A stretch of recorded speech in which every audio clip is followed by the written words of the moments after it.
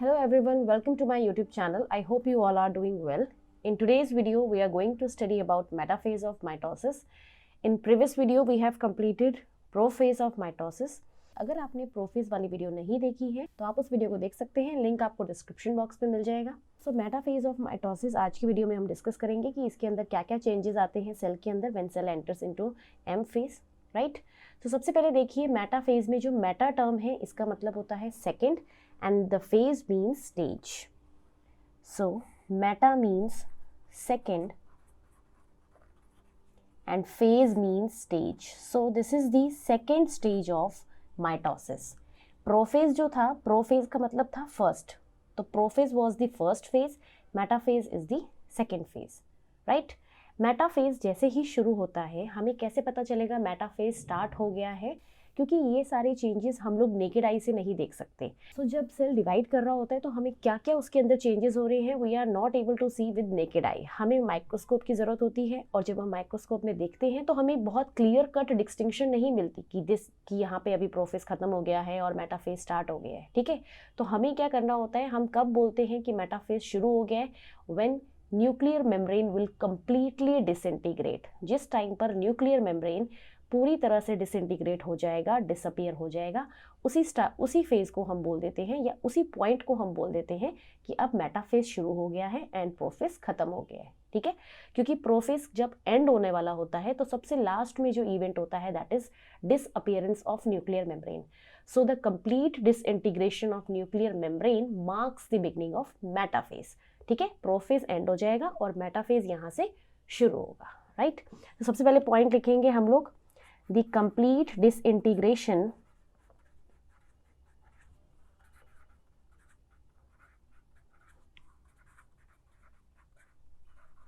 of nuclear membrane, or you can simply call it as nuclear envelope, marks the beginning of metaphase, marks the beginning of metaphase,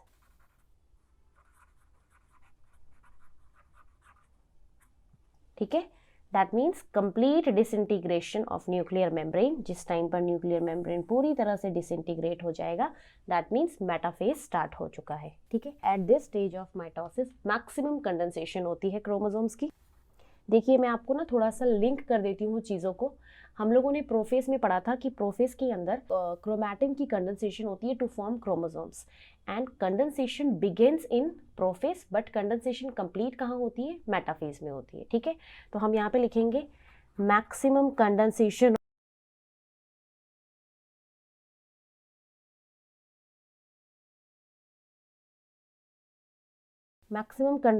of chromatin, okay, maximum condensation of chromatin to form chromosome।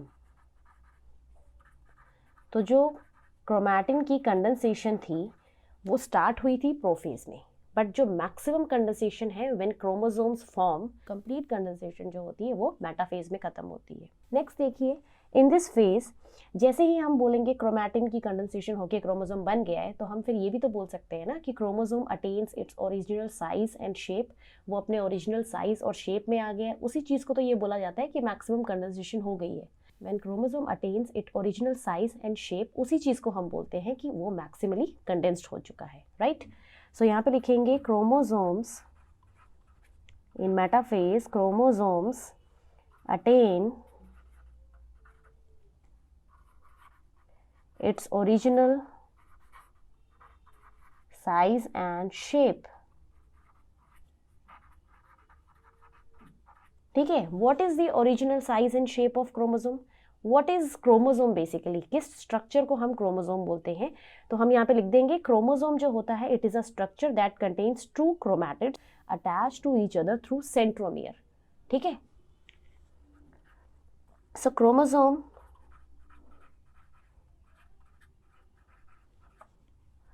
Contain two chromatids, एक chromosome में दो chromatids होती हैं, attached to each other attached to each other through centromere. through centromere. Okay, so this structure is chromosome. इस तरह के structure को हम क्रोमोसोम बोलते हैं. बीच में सेंट्रोमियर होता है और इस तरह से दो क्रोमैटिड्स हैं. ये one first chromatid and this is second chromatid. Okay, these two chromatids of one chromosome are known as sister chromatids. एक ही क्रोमोसोम की दोनों क्रोमैटिड्स को सिस्टर क्रोमैटिड्स बोला जाता है. ठीक है, तो ये जो हैं एक ही क्रोमोसोम की दोनों क्रोमैटिड, ये वाली एक एंड दिस वन सेकेंड, इनको बोलते हैं सिस्टर क्रोमैटिड. तो this is how a typical chromosome look like. Centre वाला जो पार्ट है जो इन दोनों क्रोमैटिड्स को जोड़ रहा है, this is centromere. This is the point where both the chromatids are joined. So ये है इसका एक ओरिजिनल साइज एंड शेप. तो क्या बोला जा रहा है कि जो क्रोमोसोम है वो अपने ओरिजिनल साइज और शेप में आ गया है. इस तरह का शेप सारे के सारे क्रोमोसोम अटेन कर लेंगे. नेक्स्ट देखिए, in this phase chromosomes are thickest and shortest, hence this is the best phase to study the morphology of chromosome. If you want to study the morphology of chromosome, what is the size of chromosome, what is the shape of chromosome, what is the position of centromere, then you can study it in metaphase. Okay, metaphase is the best phase to know the morphology of any chromosome. Why? Because in this phase chromosomes are thickest and shortest, highly condensed हो जाते हैं वो, तो उनको study करना बहुत ही ज़्यादा easy हो जाता है. ठीक है, तो ये पॉइंट नीट में पूछा जाता है. This is very very important point from NCERT. बहुत इंपॉर्टेंट पॉइंट है. इसमें हम लिखेंगे कि क्रोमोसोम्स आर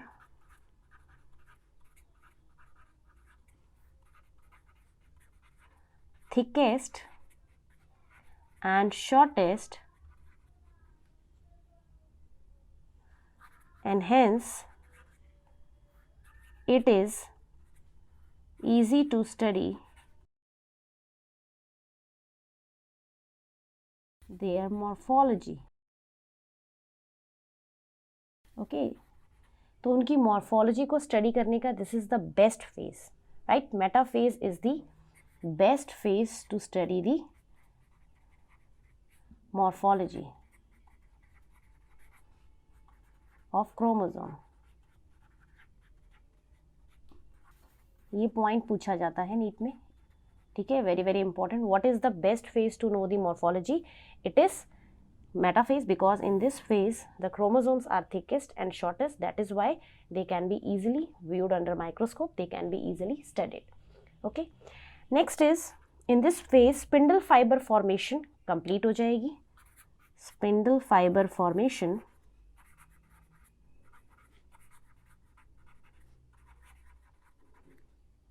कंप्लीट्स. ठीक है, स्पिंडल फाइबर्स बन चुके होंगे.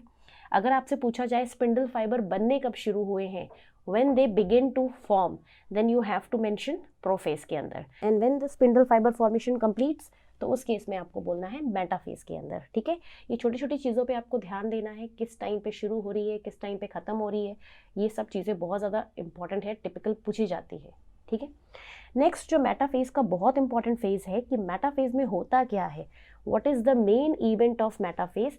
दैट इज़ कि मेटाफेज में ऑल दी क्रोमोसोम्स, जितने भी क्रोमोसोम हैं एक सेल के अंदर, दैट इज़ 46 क्रोमोसोम्स, या फिर आप बोल सकते हो 23 पेयर क्रोमोसोम्स. ठीक है, 23 pair of chromosomes, they all align themselves to the equatorial plate. वो सारे अपने आप को इक्वेटोरियल प्लेट में अलाइन कर लेंगे, इक्वेटोरियल लाइन में अलाइन कर लेंगे. And this process is known as congression. इसको क्या बोला जाता है? कॉन्ग्रेशन बोला जाता है. तो ये हम देख लेते हैं. Metaphase is characterized by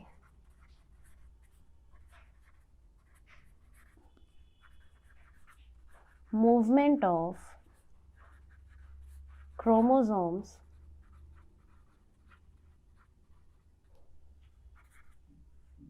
towards the equatorial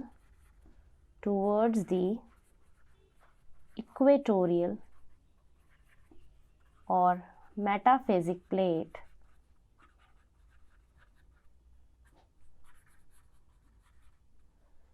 and this process is known as. ठीक है, इस प्रोसेस को क्या बोलते हैं? जिसमें all the chromosome begin to move towards metaphysic plate और equatorial plate, it is known as congression. ठीक है, this is known as congression. So congression कभी भी आएगा तो आपको याद रखना है, इट इज सिंपली क्या है ये, इट इज अ स्टेप जब सारे के सारे क्रोमोसोम मेटाफेज में अपने आप को इक्वेटोरियल प्लेट में अलाइन करने जाएंगे, उस कंडीशन को हम बोलते हैं कॉन्ग्रेशन. ठीक है, अब हम देख लेते हैं कि एक जो क्रोमोसोम है जब वो इक्वेटोरियल प्लेट में अलाइन होता है तो वो किस तरह से स्पिंडल फाइबर से अटैच होता है. ठीक है, तो हम यहाँ पे देख लेंगे, दिस इज अ क्रोमोसोम, ये इसकी एक क्रोमैटिड है, this is one chromatid and this one is second chromatid. ठीक है, this is a typical chromosome, बीच में है सेंट्रोमियर,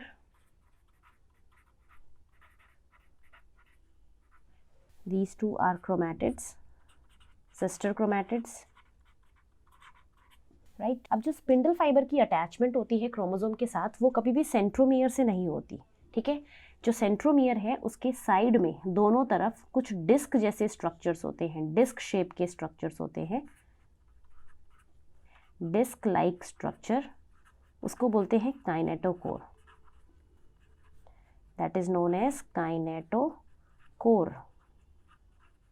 तो this is a disc shape structure. ठीक है, on both sides of centromere, और यहाँ पे अटैचमेंट होता है स्पिंडल फाइबर का. स्पिंडल फाइबर यहाँ से अटैच रहता है, ऊपर से ऐसे और नीचे से इस तरह से. आपको हमेशा याद रखना है कि स्पिंडल फाइबर का जो अटैचमेंट है वो कभी भी डायरेक्टली सेंट्रोमियर के साथ नहीं होगा. ठीक है, तो ये हमारे पास डिस्क शेप का स्ट्रक्चर है जो काइनेटोकोर, इसके साथ अटैचमेंट होता है स्पिंडल फाइबर का. तो हम लिख लेते हैं काइनेटोकोर क्या है, site for attachment of spindle fibre. This is the site और this is the point where spindle fibre attach, और इस वजह से क्रोमोसोम सारे अपने आप को इक्वेटोरियल लाइन में अलाइन कर लेंगे. ठीक है, अब हम देखते हैं किस तरह से ये अलाइनमेंट होगा.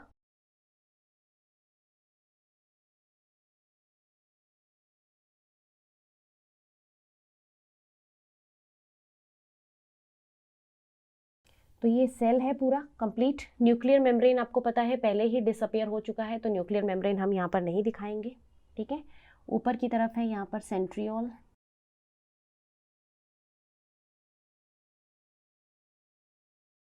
ओके, सेंट्रियोल से बनेंगे स्पिंडल फाइबर.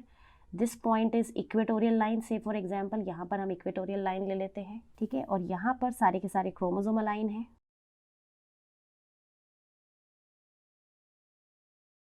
तो यहाँ पे मैं क्रोमोसोम्स बना रही हूँ, पूरे 46 क्रोमोसोम्स जो होंगे वो यहाँ पर इक्वेटोरियल लाइन पे अलाइन होंगे. बट हम 46 क्रोमोसोम बना नहीं सकते हैं, तो इसलिए हम लोग 4-5 क्रोमोसोम बनाकर देख लेते हैं.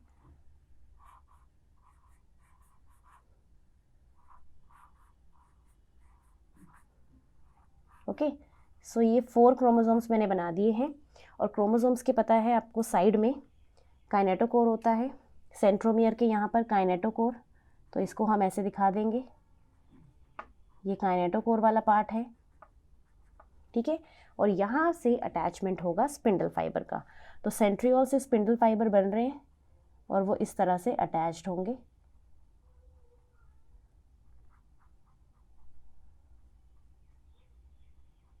राइट, इस तरह से काइनेटोकोर से अटैच्ड होंगे.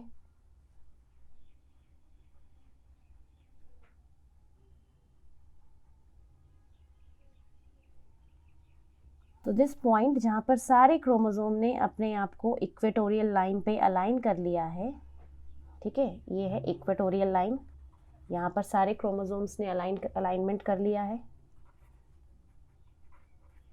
इसी लाइन को हम लोग मेटाफिजिक प्लेट भी बोलते हैं.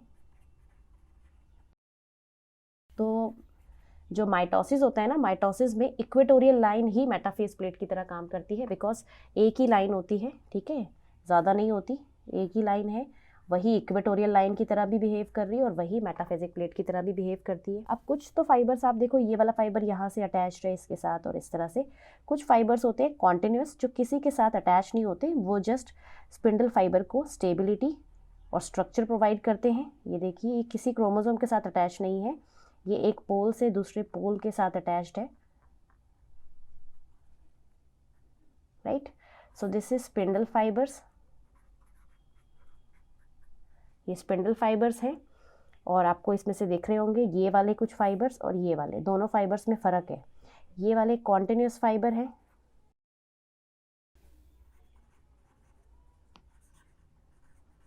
ठीक है, और ये जो फाइबर आपको दिख रहे हैं जो क्रोमोसोम के साथ जुड़े हुए हैं, इनको बोलते हैं ट्रैक्शन और ट्रैक्टाइल या फिर क्रोमोसोम या फिर काइनेटोकोर फाइबर, ठीक है, कई सारे नाम हैं इनके। काइनेटोकोर के साथ अटैच्ड है, क्रोमोसोम के साथ अटैच्ड है, और ट्रैक्शन फाइबर या ट्रैक्टाइल फाइबर भी बोला जाता है, राइट। अब ये जो मैंने डायग्राम बनाया है, this is a diagram of typical animal cell, क्योंकि आपको पता है ना प्लांट सेल में तो सेंट्रियोल होते ही नहीं है, ठीक है, तो हम इसकी भी लेबलिंग कर देते हैं, दिस इज सेंट्रियोल, राइट। अब जो कॉन्टिन्यूस फाइबर है, कॉन्टिन्यूस फाइबर जो होता है ये कनेक्ट करता है one pole to another pole, connects one pole to another pole, एक पोल को दूसरे पोल से कनेक्ट कर रहा है। और जो ये वाले फाइबर्स हैं ये क्या करते हैं, they connect pole to chromosome, ये पोल और क्रोमोसोम को कनेक्ट करते हैं, ठीक है। एंड स्पिंडल फाइबर की जो स्ट्रक्चरल यूनिट होती है जो स्पिंडल फाइबर को बनाती है, दैट इज आपको पता ही है माइक्रोट्यूब्यूल से बने होते हैं, राइट।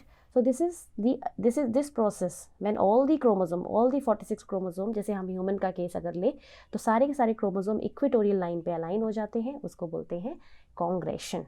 और ये जो पर्पल वाला पार्ट हमने बनाया है, और ये जो हमने यहाँ पे पर्पल कलर से पार्ट बनाया है, आप इसको थोड़ा सा डार्क कर सकते हैं,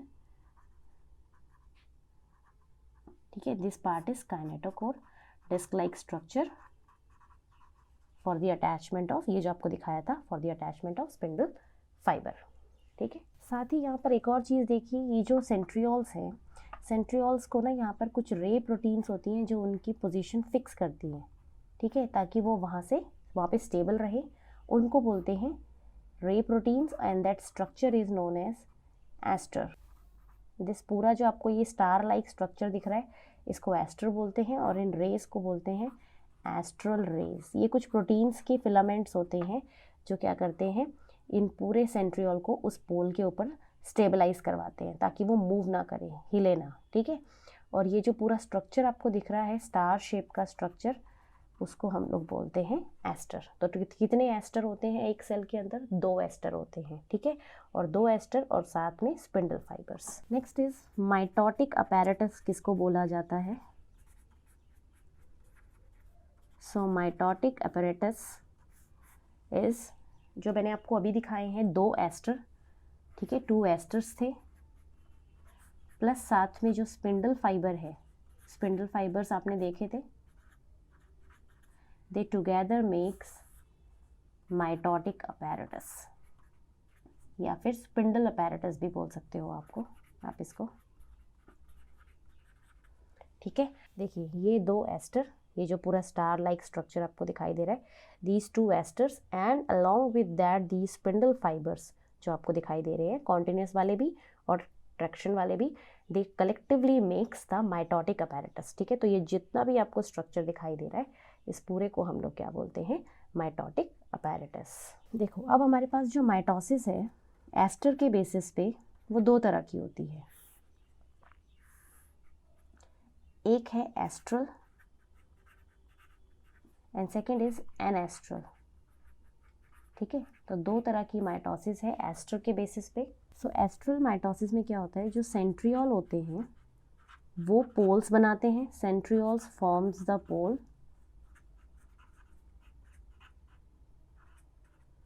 जबकि एनेस्ट्रल माइटोसिस में सेंट्रियोल एब्सेंट होते हैं। ये प्लांट्स की अंदर केस होता है। यहाँ पर लिखना, कुछ साइटोप्लाज्मिक प्रोटीन्स होती हैं, cytoplasmic proteins will form the pole, वो बनाएंगी पोल्स। सेकेंड थिंग इज, ये वाली जो कंडीशन है ये मिलती है एनिमल्स में एंड लोअर प्लांट्स के अंदर, लाइक क्लेमाइडोमोनास, जैसे एल्गी है क्लेमाइडोमोनास, उसके अंदर, ठीक है।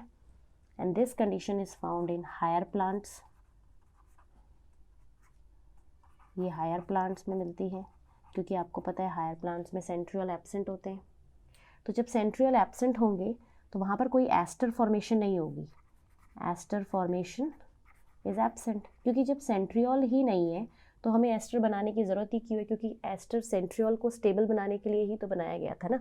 और यहाँ पर एस्टर फॉर्मेशन है एनिमल्स में, जो आपको मैंने पीछे डायग्राम दिखाया था, एस्टर फॉर्मेशन होगी यहाँ पे, और यहाँ पे नो एस्टर फॉर्मेशन। ठीक है, तो इसी वजह से इसको एस्ट्रल बोल देते हैं, इसको एनेस्ट्रल। ठीक है, इनके लिए एक और टर्म भी है, एस्ट्रल वाले को सेंट्रिक भी बोला जाता है, सेंट्रिक माइटोसिस, और एनेस्ट्रल वाले को एसेंट्रिक बोलते हैं। ठीक है, अब जो एनिमल्स है ना, एनिमल्स में आप स्पेसिफिकली याद रखना, एनिमल्स में जो कंडीशन होती है दैट इज एम्फीएस्ट्रल। ठीक है, बिकॉज 2 एस्टर मिलते हैं ना on both the poles, 2 asters on both the poles. ठीक है, 2 एस्टर होंगे, एक पोल पर, एक दूसरे पोल पर। ठीक है, तो इसी वजह से हमने इसको बोल दिया amphi astral, right. And spindle fibre जो है जिससे बना होता है, इसकी स्ट्रक्चरल यूनिट होते हैं माइक्रोट्यूब्यूल्स। ये माइक्रोट्यूब्यूल्स से बने होते हैं ट्यूबुलिन प्रोटीन। ठीक है, ये हमने ऑलरेडी डिस्कस कर लिया है हमारे प्रीवियस वीडियोस के अंदर। ठीक है, तो ये माइटोसिस के 2 टाइप्स हो गए, किसके बेसिस पे, एस्टर है और एस्टर नहीं है उसके बेसिस पे। तो यहाँ पर एस्टर फॉर्मेशन होती है, यहाँ पर एस्टर फॉर्मेशन एब्सेंट होती है। एस्टर बेसिकली बनाया जाता है सेंट्रियोल के चारों तरफ टू मेक इट स्टेबल। ठीक है, कुछ एस्ट्रल रेज और कुछ प्रोटीन्स होती हैं जो एस्टर को बनाती हैं, कुछ एस्ट्रल रेज और एस्ट्रल प्रोटीन्स होती हैं। ठीक है, सेंट्रियोल के चारों तरफ, ये देखो जैसे ये सेंट्रियोल है तो इसके चारों तरफ ऐसे कुछ रेज और प्रोटीन्स ऐसे होंगी, उनको बोलते हैं एस्ट्रल रे। एंड दिस एंटायर स्ट्रक्चर जो आपको स्टार लाइक स्ट्रक्चर दिखाई दे रहा है, इस पूरे को ही हम एस्टर बोलते हैं। ठीक है, तो एस्टर वहीं बनेगा ना जहाँ पर सेंट्रियोल होगा। अगर सेंट्रियोल ही नहीं होगा तो एस्टर क्यों बनेगा? तो जब प्लांट्स में सेंट्रियोल ही नहीं है तो वहाँ एस्टर फॉर्मेशन नहीं होती। एनिमल्स के पास और लोअर प्लांट्स के पास सेंट्रियोल होता है, इसीलिए उनमें ही एस्ट्रल फॉर्मेशन होती है। और एनिमल्स के अंदर एम्फी एस्ट्रल कंडीशन मिलती है, मतलब दोनों पोल्स पर एक एक एस्टर मिलता है, इसलिए इसको एम्फी एस्ट्रल बोल दिया। ठीक है, एम्फी मीन्स बोथ होता है ना, इसी वजह से। ठीक है, so this is all about metaphase. I hope आपको मेटाफेज क्लियर हो गया होगा और जो भी चीज़ें बताई आपको समझ आ गई होंगी। अगर आपको इस टॉपिक में कोई भी डाउट है तो आप मुझसे कमेंट सेक्शन में पूछ सकते हैं। और अगर आपको वीडियो अच्छी लगी है तो आप वीडियो को लाइक और शेयर ज़रूर करिए, और चैनल को भी सब्सक्राइब कर लीजिए, ये बिल्कुल फ्री ऑफ कॉस्ट है। And don't forget to press bell icon, ताकि आपको सबसे पहले वीडियो की नोटिफिकेशन मिल जाए। तो मिलते हैं फिर नेक्स्ट वीडियो में। Thank you so much for watching.